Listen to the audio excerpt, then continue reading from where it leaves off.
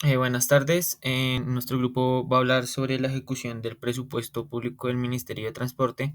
Nuestro grupo está conformado por José Luis Molina, Diego Alejandro Piña, Michael Leonardo Montañez y Daniel Felipe Jiménez. Buenas tardes. Nuestro grupo va a hablar sobre la ejecución del presupuesto público. Bueno, vamos a hablar del Ministerio de Transporte, que es una entidad gubernamental encargada de diseñar, implementar y regular las políticas de transporte en el país. Su principal objetivo es garantizar eficiencia y seguridad en los distintos medios de transporte que abarca todo el territorio nacional. Bueno, vamos a hablar del Ministerio de Transporte, que es una entidad gubernamental encargada de diseñar, implementar y regular las políticas de transporte. En el análisis vertical, lo que buscamos es conocer las participaciones de cada uno de los gastos que agrupan ellos en su ejecución de presupuesto, en el total del presupuesto. En este caso tienen seis clasificaciones que son gasto de personal, adquisición de bienes y servicios, transferencia, gastos por tributos, cuentas por pagar, inversión. Entonces, para este caso del 2020, vemos que la mayor participación la tuvo inversión con un 72.8%. Los menores son gastos por tributo, que tiene un 0.5%, que es casi nulo, lo mismo que cuentas por pagar, que tiene 0%, y gastos de personal, adquisición de bienes y transferencias están en un rango del 5 al 13% de participación. Para el año 2021 vemos un porcentaje de participación del 54% para inversión, siendo este el de mayor participación. El de menor sigue siendo cuentas por pagar con una participación nula. Le sigue gastos por tributos que tiene el mismo 0,5% que el año anterior, que es casi nulo. Y transferencias, adquisición de bienes y gastos de personal siguen siendo valores intermedios que están entre el 7% y el 27% de participación total del presupuesto. Para el año 2022 tenemos el 45,9% de porcentaje de participación para inversión. Tenemos, le sigue transferencias con un 34,5%, ya acercándose un poco, la brecha no es tan grande como los años pasados. Gastos de personal, adquisición de bienes y servicios siguen siendo menores al 10%. Gastos por tributo también continúa siendo casi nulo, pero para este periodo tenemos algo diferente y es que sí intervienen las cuentas por pagar, que está en un porcentaje de participación del 3,2%. En el análisis horizontal lo que queremos ver es la variación que se presenta año a año en cada uno de los gastos. Entonces, para el gasto de personal, tenemos que hubo un aumento entre el 2020 y el 2021 del 2,4% y entre el 2021 y el 2022 un aumento del 4,6%. Para la adquisición de bienes y servicios, una pequeña disminución del 1,7% de 2020 a 2021 y luego de ello en 2022 no se presentó ningún tipo de variación. Para las transferencias sí tenemos un aumento considerable del 397,8% de 2020 a 2021. Luego de ello, entre 2021 y 2022, un aumento del 55,4%. Para gastos por tributo, tenemos que entre el 2020 y 2021 no hubo ningún tipo de variación, pero luego de ello, entre el 2021 y 2022, tuvo un aumento del 33,2%. Otras cuentas por pagar no tuvieron ningún tipo de variación entre el 2020 y el 2021, ya que pues aquí no existió ningún tipo de valor para ello.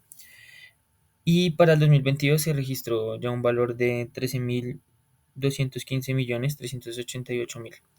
Para inversión, presentamos una disminución del 17% entre el 2020 y 2021 y luego de ello un aumento del 3%. Para el total del presupuesto podemos observar que a medida que pasa el tiempo, o en estos 3 años, pues cada vez que aumentaba el tiempo, el presupuesto iba aumentando entre un 10 a un 20%.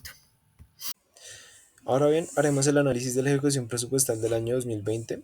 En esta primera diapositiva tenemos los gastos de personal, donde pues se puede explicar con respecto a las ediciones y reducciones, es que a lo largo del año pudieron existir ajustes en los salarios, nuevas contrataciones, bonos o incentivos adicionales para el personal. Eso quiere decir remuneraciones no constitutivas de factor salarial. Otro factor importante es la llegada de la pandemia del COVID-19 y esto puede implicar la terminación de contratos, es decir, las liquidaciones.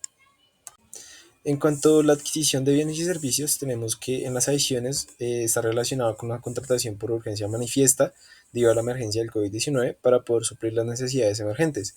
También se relaciona con la adición de contratos superiores al 50% para la adquisición de bienes y servicios directamente con la pandemia. Esto podría llevar al aumento de adquisiciones de estos bienes. Por otra parte, las reducciones se explicarían de acuerdo con la reorientación de rentas y las reducciones del presupuesto para ajustar los gastos.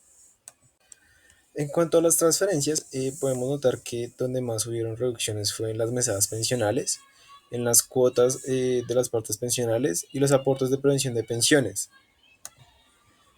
Y en cuanto a las adiciones, tenemos que en indemnizaciones, no de pensiones, hubo un aumento y en las sentencias también hubo otro aumento. En la diapositiva anterior se pudo encontrar en los dos últimos ítems una transferencia a la Corporación Autónoma Regional del Río Grande de la Magdalena por un total de 6.366 mil millones de pesos. Aunque la información se encuentra muy limitada, se pudo encontrar un documento de la información contable pública, que es el que estamos viendo, donde se hace la especificación que el fin de esta transferencia es para gastos de funcionamiento.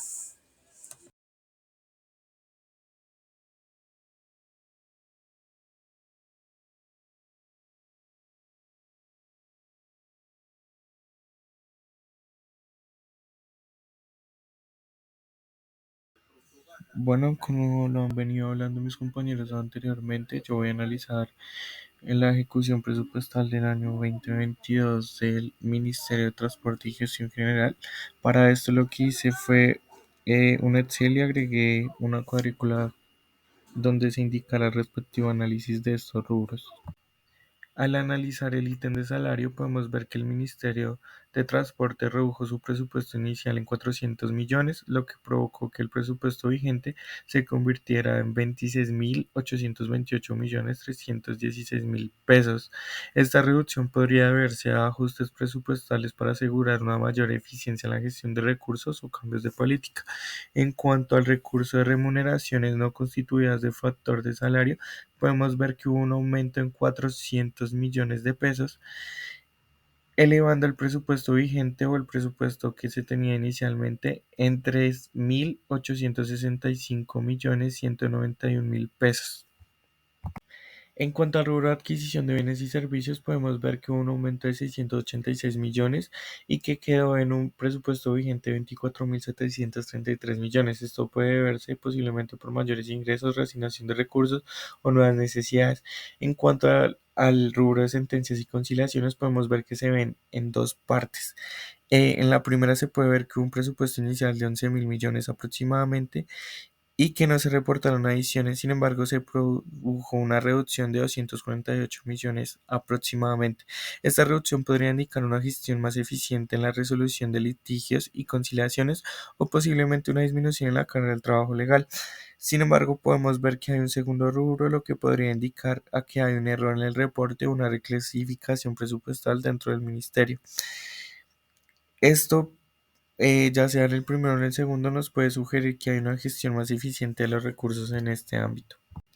En cuanto al ítem de transferencia a Cor Magdalena, podemos ver que se realizó una transferencia inicial de 129.298 millones de pesos a la Corporación Autónoma Regional del Río Grande de la Magdalena, la cual se adicionó en 30.000 millones de pesos, resultando en un presupuesto vigente de 159.298 millones de pesos aproximadamente, que probablemente fueron destinados a proyectos de gestión de recursos hídricos y protección ambiental en la cuenca del río Magdalena. Esto como parte de los esfuerzos del Ministerio por mejorar la sostenibilidad en la región. Esta transferencia se realiza en virtud de la Ley 99/1993, que en su artículo 45 establece que las empresas generadoras de energía hidroeléctrica deben transferir el 6% de las ventas de energías a los municipios y conformaciones autónomas regionales y todas en la cuenca hídrica y de embalse. Tras estos análisis no se consideraron varios rubros, ya que no presentaban reducciones, adiciones o compensaciones, y que muchos de estos cambios o fluctuaciones pudieron ser influenciados por un periodo de transición post-pandémico, lo que pudo provocar algunos cambios. Estos análisis nos revelaron una serie de modificaciones presupuestales sujetos a la Ley 10 del 2018, que puede estar relacionada con la gestión de recursos hídricos y la protección del medio ambiente en la cuenca del Río Grande de la Magdalena. Esto fue todo por nuestra exposición. Muchísimas gracias.